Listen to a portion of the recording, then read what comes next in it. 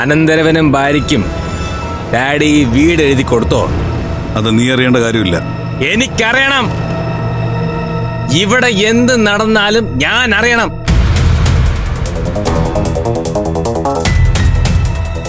ഞാൻ ചോദിച്ച ഡാഡിയുടെ തരാൻ പൈസ ഇല്ല. എന്നിട്ട് എന്റെ കൺമുമ്പിൽ വെച്ച് തന്നെ മറ്റുള്ളവർക്ക് വാരിക്കോരി കൊടുക്കുന്നുണ്ടല്ലോ. ഇതെന്നെ കൊണ്ട് സഹിക്കാൻ പറ്റില്ല. എടാ, ഞാൻ ജോലി ചെയ്തിട്ടല്ലേ ഇപ്പോഴും നിന്നെയൊക്കെ തീറ്റിപ്പോറ്റുന്നത്. എന്നിട്ടും ഈ ചെറുപ്രായത്തില് നിനക്ക് എവിടുന്ന് വന്നു 1 കോടി രൂപയുടെ കടം? ഡാഡി തരുന്ന നക്കാപ്പിച്ചുകൊണ്ട് എനിക്ക് ജീവിക്കാൻ പറ്റില്ല. നിങ്ങൾക്ക് ആർക്കെങ്കിലും ഒരു ആവശ്യം വന്നാൽ എനിക്കുള്ളത് മുഴുവൻ തരാനും ഞാൻ തയ്യാറാണ്. പക്ഷേ ആവശ്യം ന്യായമാണെന്ന് എനിക്ക് ബോധ്യപ്പെടണം. ഭയ്യ,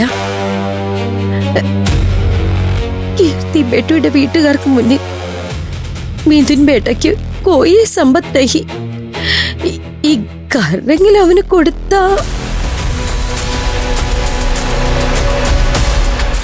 കീർത്തി മോളെ, ഇങ്ങ് വാ.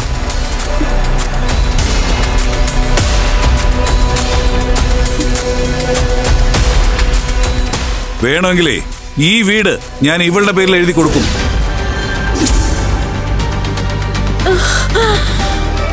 മേരി പ്യാരി കീർത്തി ബേട്ടി. ഡാഡി ഡാഡി സമ്പാദിക്കുന്നത് ഡാഡിയുടെ മക്കൾക്ക് വേണ്ടിയാ.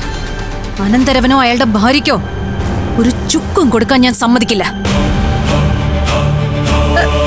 ബേട്ടി, ബേട്ടി, രുക്കോ നാ ബേട്ടി.